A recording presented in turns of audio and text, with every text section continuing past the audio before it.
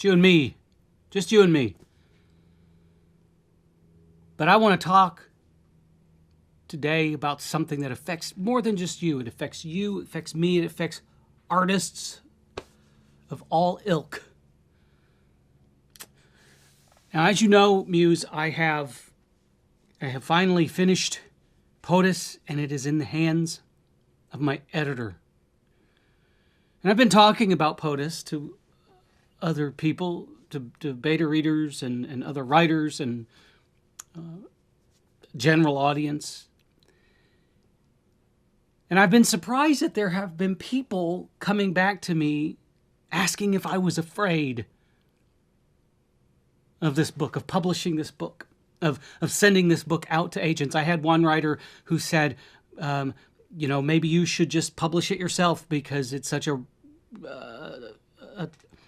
relevant topic right now, and maybe in the process of trying to find an agent and the length of time that it would take if an agent decides to pick it up and then attempt to sell it to publishers, maybe by the time the book publishes, it won't be as relevant as it is now. But mostly I've been afraid. I've been surprised at people saying, aren't you afraid that if the president were to read this or get wind of this book, something might happen? And, I did take some advice from one of my beta readers, and it was very good advice. It was actually something that I had been thinking about all along, and that I needed to change the name of the incumbent president that I created in this book for obvious reasons. I'm not going to say why. Well, let's just say that the president that I had, the name for the president that I had in the book was Edward Shump. Yeah. Of course, that was the original draft, and I knew that in the process I would probably change it, and I did change it. The new name of the president, of the incumbent president, is, I'm not going to say it. Not going to say it. You're going to have to read it to find out. But when I hear people ask me if I'm afraid, in the back of my mind, I'm thinking, are you crazy? I'm an artist. The only thing that artists fear is, in general, is mediocrity. Or maybe I should say as an artist, that's what I fear, is mediocrity. And that's truly the only thing I fear. Well, irrelevance maybe. But all of my life as an artist, as an actor, and as a writer, there have been certain things that have driven me forward. And one of those things is this, not desire, but from my perspective, a requisite to be bold. I have to be bold. I have seen performances, and I have read books wherein the artists feared being bold. They almost, as if we when I was in graduate school, we had this little saying called turning beige. And that came about because in the classroom that we had most of our classes, the walls were all beige. And to turn beige was to kind of disappear into the background. Now, the only reason that we did that, we even mentioned turning beige, was there were just days where in acting class we just didn't have it in us to do it. And we would fade into the background and hope that the teacher wouldn't call on us. And we always did get called on. But the truth of the matter is that no artist can afford to go beige.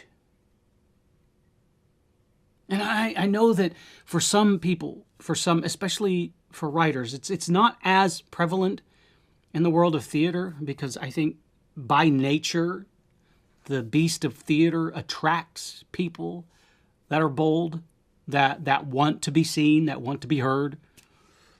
But oddly enough, within the world of literature, within the world of writing, a lot of authors that I know are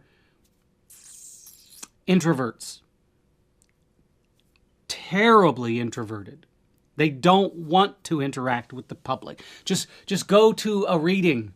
Just go to an author reading and watch some of these authors sweat it out. They're afraid to be seen in public. And I understand. I'm not condemning that. I'm not saying that there's anything wrong with that. There are just certain people that are intrinsically introverted. And I get it. I get the art form of the written word makes perfect sense, because we do this as writers. We sit in our dens, in our offices, or we lay in our beds alone. I'm not saying we lay in our beds alone, but we craft these works by ourselves, by design. The art of writing is a very lonely art. However, the very act of putting words to paper with the idea of having them published is bold. You are making a bold act by writing something that you want the public to consume. Why not follow through with that and write bold words and write a bold story? For the longest time, and I've always disliked this idea, but for the longest time, and I understand why it happens, but people will see a trend and they'll think, oh, if I write that trend, I'll sell a book or two. But the truth of the matter is the second that a trend is noticed, it's either yesterday's news or it's going to be inundated with people writing to that trend. So instead of following the trends, make them. Doesn't that sound more appealing anyway as an artist?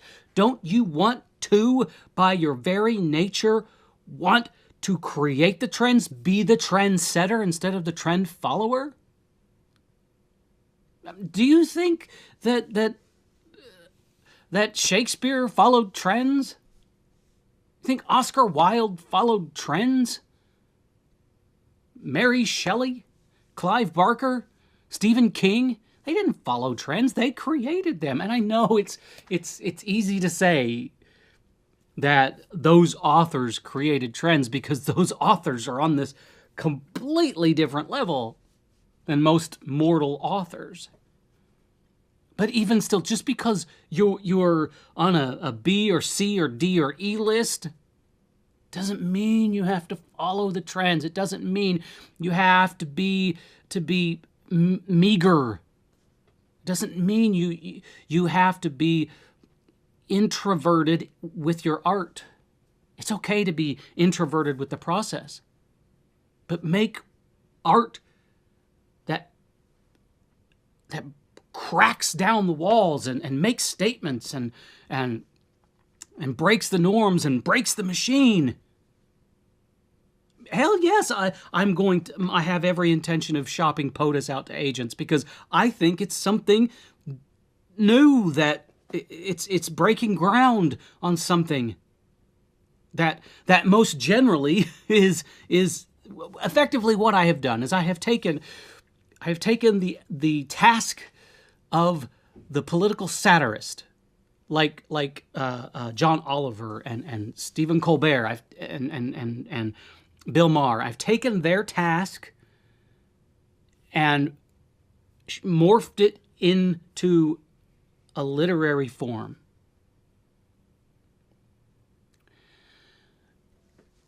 And I believe in this book. I believe in the characters and the words and the story and the meaning behind it. And I want great things for this book. And if you go back and you look at the books that I've written, I go out of my way to avoid the trends. Because I don't want to go beige. I don't want to blend in. I'm an artist. It's my job to not blend in. And for the majority of my life, in every aspect of my life, I have gone out of my way to not blend in. And I know that so many writers out there, if you tell them to stand out, they're going to curl up into a fetal ball and hide and die. Not die, but emotionally, they're going to disappear. I know authors like that. I know many authors like that. And I personally, Muse, and you know this well, I like to call myself an introverted extrovert. I tend to like to be home, either by myself or with my wife, doing the things that I do. And I don't generally like to be in crowds. And I tend to be kind of quiet to myself until you put me in front of an audience. An audience being an audience in seats, an audience at a party, an audience of one. You put me in front of people and I transform from an introvert to an extrovert. It's exhausting. When I get home from that, I'm exhausted. I take, for instance, one of my previous incarnations in the transition between me being an actor and a writer. I was a cosmetologist. I did people's hair.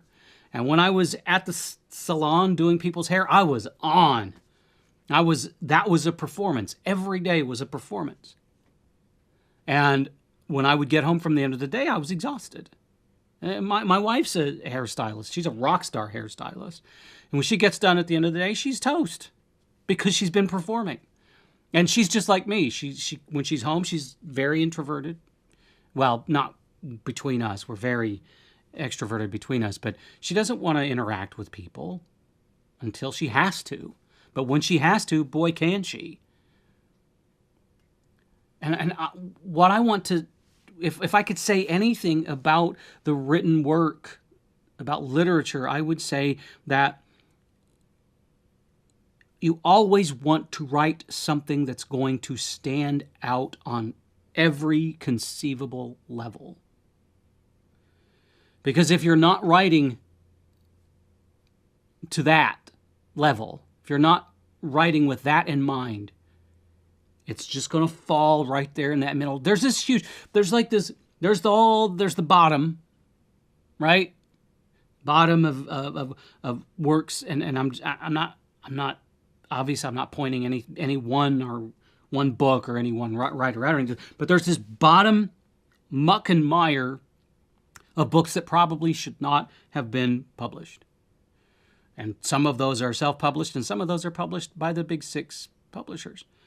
And then up here, there's all these works that are bold and unique and strong and powerful and have an amazing voice, and they're written by authors who have a goal in mind for themselves and their work, and they're unstoppable in their style and voice. They stand out among the crowd, and some of those books are bestsellers, and some of them are lucky to sell a book a day. Because there are some absolute brilliant pieces of work out there that go completely unnoticed. And then there's this huge chunk of work out there that's right in the middle, and the middle is huge. And those are the books that tend to follow a trend.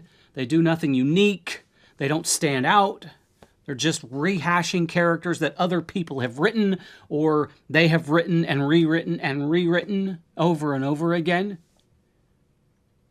And believe it or not, there's a big bunch of those books that sell like hotcakes or flapjacks or whatever you want to call them.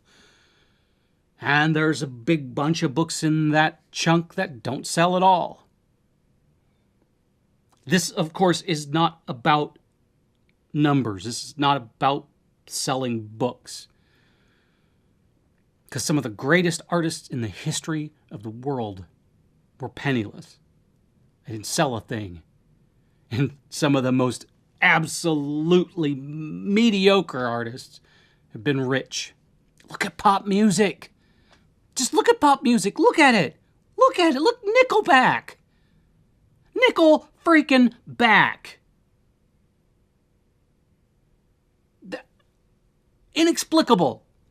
Freaking explicable how a band that writes such average music, no offense intended to anybody that likes them, I apologize to you if you do, but they write completely mediocre music that does not stand out at all, and it sounds like crazy. I mean, I can name off a countless amount of pop music and rock and roll bands that fall into that same category. And then I could name bands that are freaking brilliant and flounder in obscurity. Look over there. In my record collection, you could probably 90% of those records are brilliant musicians or artists that they have day jobs.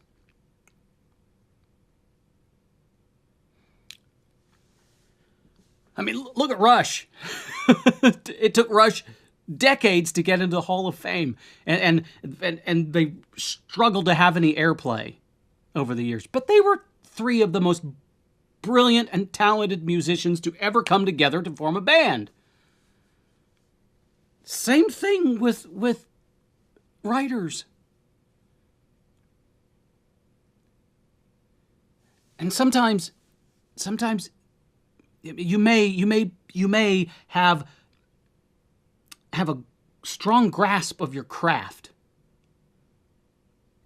but you're not writing bold stories or bold characters. You're taking this masterful craft of yours and you're going beige with it.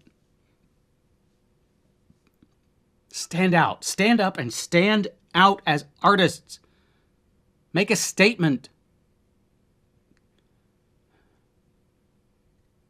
That's exactly, I've tried to do that with every book that I write. I try to make a statement. And POTUS is certainly no exception. In fact, of all the books I've written, POTUS makes the most obvious statement. And it does so in a unique way. I'm not patting myself on the back. That's just the facts. So I would ask every artist out there to look in the mirror and honestly ask yourself, am I making the most bold choices I can as an artist? And if not, why? And I think when you have the answer to that question, things will change. Doors will open for you. Answer that question and move forward. Be bold. Be brave. You're an artist. It's part of the job. It's part of the job description. At least it is for me. Anyway, Muse, that's all I got for today. I tell you what, POTUS is in the hands of the editor, and it came at a perfect time because I have a week and some change before I start rehearsal for Die Mommy Die. And so I'm kind of in this strange period where I'm not writing anything. I'm just kind of going through old books and giving them that second edition polish, but it's weird not writing anything right now. I took some notes on something that I'm going to write last night, and I feel out of place. But I know it's probably going to do me some good to have this bit of emotional and mental rest before I start the show. So anyway, but you and I are going to still have a lot to talk about, because you're not just my muse as a writer. You served as my muse as an actor for decades. So we're going to get that back going, and it's going to be absolutely fantastic. What am I doing? I don't need to cross my fingers. It's going to be fantastic. Anyway, everybody, be bold. Muse, I love you. You're awesome. You've always got my back, and I hope that in some strange way, you know that I've got your back as well.